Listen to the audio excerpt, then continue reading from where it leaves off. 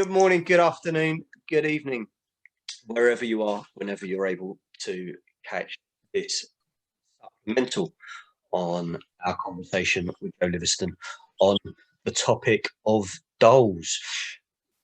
At the end of our special, we had huge technical difficulties and we lost Joe.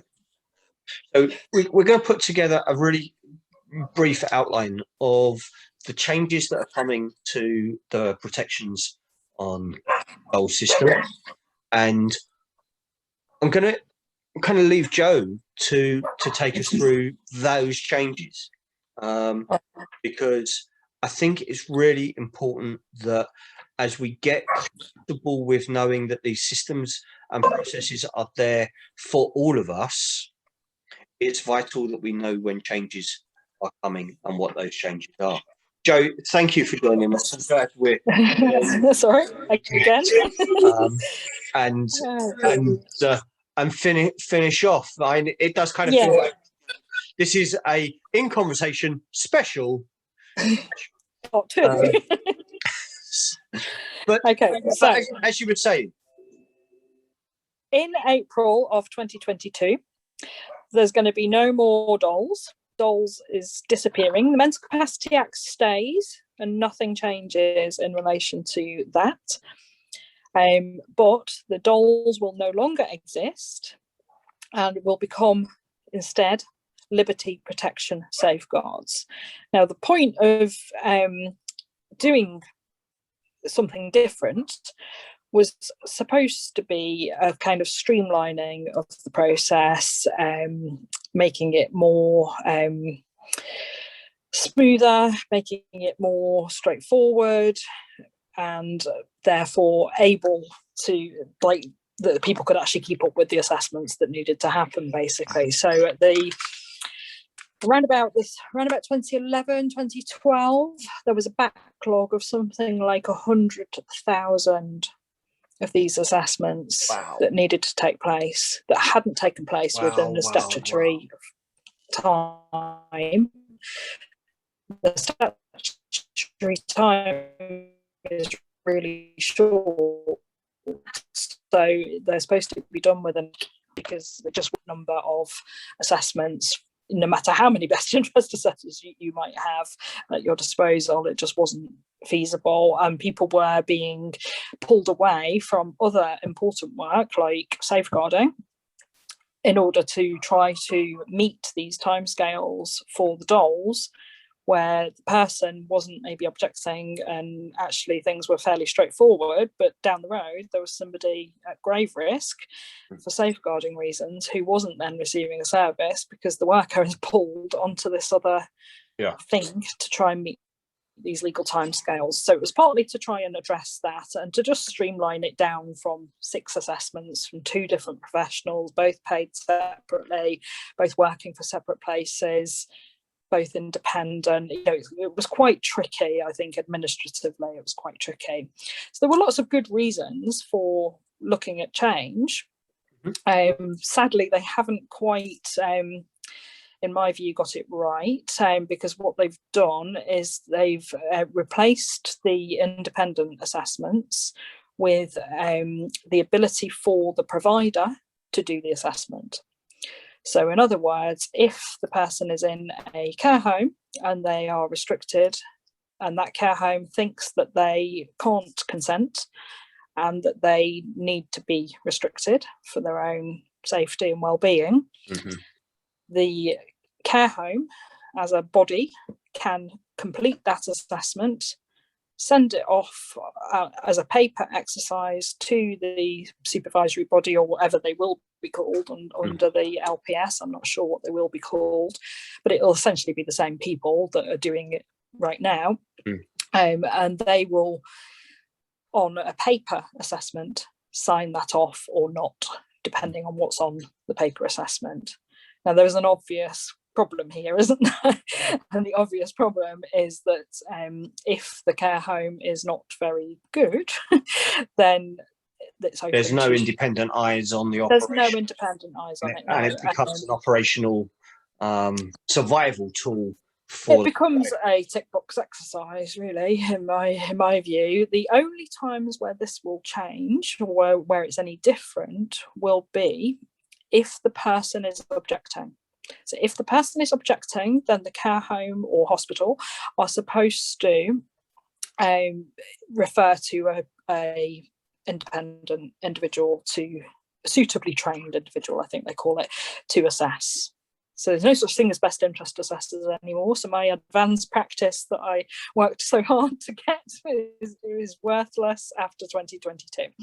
So you know, that's a bit annoying, really. But anyway, never mind. So this is really where, for me, looking at the changes that are coming in that have been designed to make it a management tool, kind of process to streamline it for the system, has completely come away from the individual best interest. It's given less right. It's giving less rights to that individual. Yes, it is. Right. It is. The one good thing, or a good thing about it, is that if the family are objecting, as opposed to the person, they can also refer to an independent individual. So that's important for people to know and understand. That if the family request an independent separate to the system. Yes. Under LPS, yes, they can. And you know, obviously there will be routes. I'm not too sure exactly what they will look like or what that will entail, but there will be routes for that to happen, put into place. This is why it's not coming in until 2022. It was meant to come in around about 2019, but it didn't happen for various reasons. It just wasn't ready, really. In COVID aside, it wouldn't have been ready even without COVID either. So the other aspect to it that's really important that people understand, and is a massive change, is that it will apply no longer to only care homes and hospitals. It will apply anywhere, in your own home, in a sheltered housing, in a school that's residential, anywhere that people are living, it will apply to those aged 16 and over. So it's that is a massive change, because at the moment, under the Deprivation of Liberty, if you are anywhere other than a care home or a hospital, you can't use DoLS. Somebody has to take your situation to court, and guess what? It takes forever. So nobody's looking at it for months, maybe longer, because of the backlog in the court system. So it's designed to try to shift that kind of disparity, I suppose, and allow for, when people are deprived of their liberty in their own homes, that they get the same input, overview, assessment, rights of appeal, etc., that anybody in a care home would get. There's a scenario that has got the hair on the back of my neck on end. It has got my blood boiling. It has every warning alarm is going off. If we are talking about this being a tool to deprive liberty of people in their own home of 16 and above, is there specific guidance regarding environments of domestic abuse? As much as I hate the term, not that I know of, no. And that, to me, is a major issue. And something that I think between now and 2022, every single organization on the planet that is involved in supporting those in that arena, whether they are male, whether they are female, need to be flagging this. And it's, to me, it's abhorrent that such a scenario can be in place where that has not even been a consideration. It's quite Okay. a very, very. Yeah. But Yeah. so we know the world is about to change in 2022 with regards to unless they put it off again. They've put it off 3 or 4 times already. It's got extended and extended and extended and extended. It was meant to be October this year at one point. So it's been extended. That deadline for that to come in has been extended several times. Well, I hereby put out an executive order. APA will do everything we can to raise the consciousness that this process needs to be looked at again and again and again, because streamlining is one thing, but when it is done by the system for the system, invariably the people that need the support do not get center stage, and when they don't get center stage, they're not even at the stage door anymore. It's time that the therapeutic sector acknowledged its place, took its place, and said no to these kinds of changes when they create an environment where those that we need to support the most are not what the system is looking after. Yeah.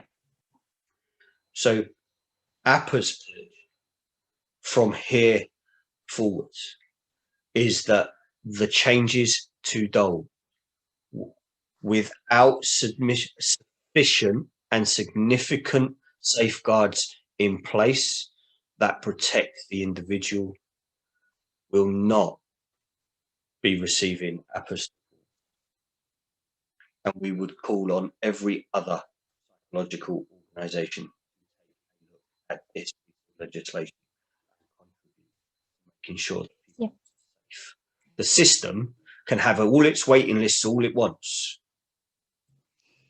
If it doesn't save a life or it puts the life at risk, the waiting list is better than just making it easier for the system. The abuses that we know are already in the system, that should not be given protections by a system. Yeah, I agree. So it's a bit of a sharp one, Joe.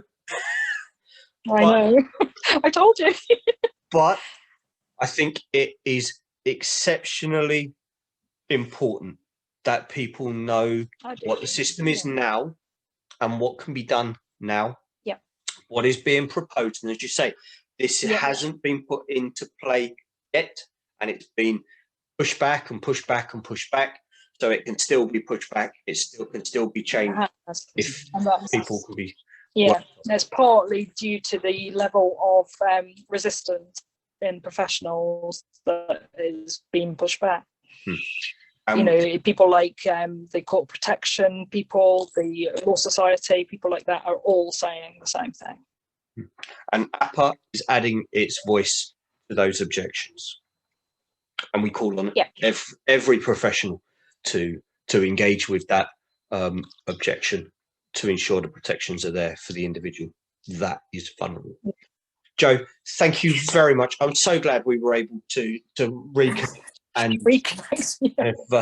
pull this last part back into play. And we will add a link to this with the description of the special episode, so that people will be able to get both.